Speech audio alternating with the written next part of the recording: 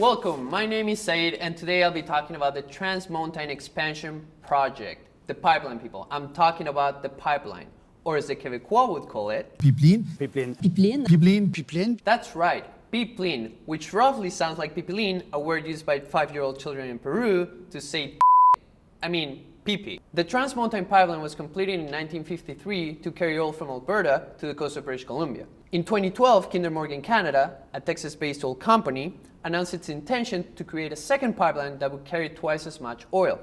The problem is, the new pipeline will cross indigenous people's lands. It will affect the ecosystems in its path, it might increase carbon emissions, and it will certainly increase tanker traffic in the Burrard Inlet, which will affect people in Wales.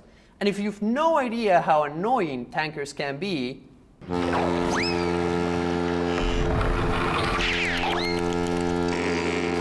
I'm kidding. That's a SpongeBob's alarm. This is a tanker.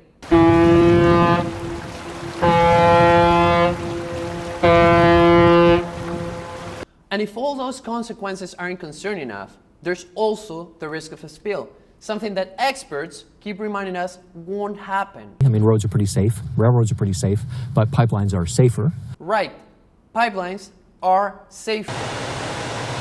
A severely corroded pipeline that ruptured is to blame for the oil slick that covered a previously pristine stretch. Part of the Keystone Pipeline's been shut down after a leak was discovered in North Dakota. TC Energy says more than 380,000 gallons of oil spilled. More than 200,000 gallons of oil leaked from that pipeline in South Dakota. That was back in November 2017. To be fair, pipelines are safer than trains, except for the Keystone Pipeline, which has spilled so much oil in the last few years, it's actually safer to transport oil by bucket.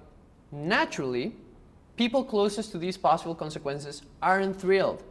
So, after a number of protests and several lawsuits that were delaying construction, Kinder Morgan halted the project. 8:32 now, and Canadian taxpayers will soon own a pipeline. Ottawa announcing this morning it is buying Kinder Morgan's Trans Mountain Pipeline. That guy looked thrilled. And you should be too, because the new pipeline plus the old one will only cost taxpayers $14 billion. In exchange, Canada will get $6 billion a year. $500 million from the pipeline, and $5.5 billion will magically flow into the country. I'm kidding. Those $5.5 billion will come from selling Canadian oil at a better price because the pipeline will increase capacity, decrease the cost of transportation, and allow Canadian oil to reach other markets. The problem is the Canadian oil is not really Canadian. It is extracted and sold by private companies who get to keep most of the profits. The government will earn some extra money through taxes, but now that it owns the pipeline, if the courts block the project, taxpayers lose money. If the project gets delayed, taxpayers lose money. If there's a spill, taxpayers lose money. And here's where things get more interesting. According to the Parliamentary Budget Office, the government stated that it does not intend to own the Trans-Mountain assets over the long term. So why the fuck risk taxpayers' money in the first place? For one of two reasons. Either Trudeau did it to secure support from voters in Alberta, which he didn't, unless he's colorblind, in which case yellow doesn't really represent the Canadian Party. Or he actually thinks it will help solve Alberta's problems, which it won't. Now let's assume that he thinks it's going to help solve Alberta's problems. There's two reasons for that. First, money, which we know most of it will go to oil companies. Second, jobs. But it turns out that most of those jobs are tied to the construction of the pipeline. So once the pipeline is built, those jobs are gone. They're temporary. According to the government, employment would follow a peak annual employment impact of 7,900 jobs added in 2020 and decline steadily thereafter. So it's like when you're told that there's a lot of journalism jobs in Canada, but it turns out that most of those jobs are tied to the federal election, and then the election is over, and you find yourself doing a funny explainer video about the Trans-Mountain Expansion Project for no pay. And if you still think the money the pipeline will bring is worth it, you have to hear this. After the price of oil crashed in 2014, and because it has stayed relatively low after that, many companies have become insolvent, and their oil and gas wells have been abandoned. Those wells present risks such as gas contamination and groundwater contamination. The Orphan Well Association, the institution in charge of decommissioning those wells, says there's over 3,000 abandoned wells. Cleaning them will cost approximately $18 billion.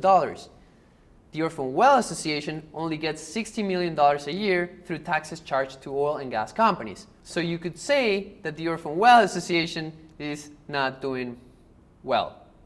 See, at $60 million a year, it would take over 300 years to close all those wells, roughly the age of Don Cherry before he was pulled off the air. And that number keeps increasing.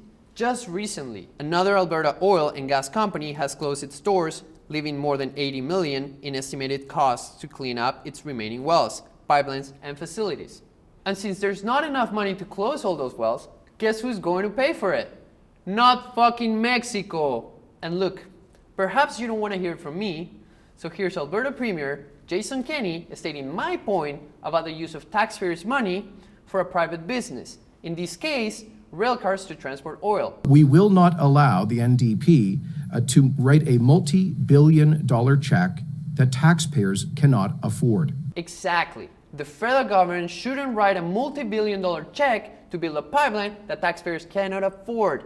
And I'm sure Jason Kenney would agree with me and go. I believe there is a need for the federal and provincial governments urgently to pursue with Kinder Morgan some form of financial partnership to diminish the risk to the shareholders. Yes, that's exactly what we're concerned about. The risks to the shareholders. You know why he says that?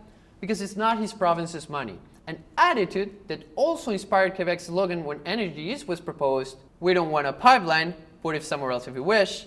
P.S. we still want a part of whatever money it brings to the country. So whether you thought the pipeline was a good or bad idea, let me tell you this.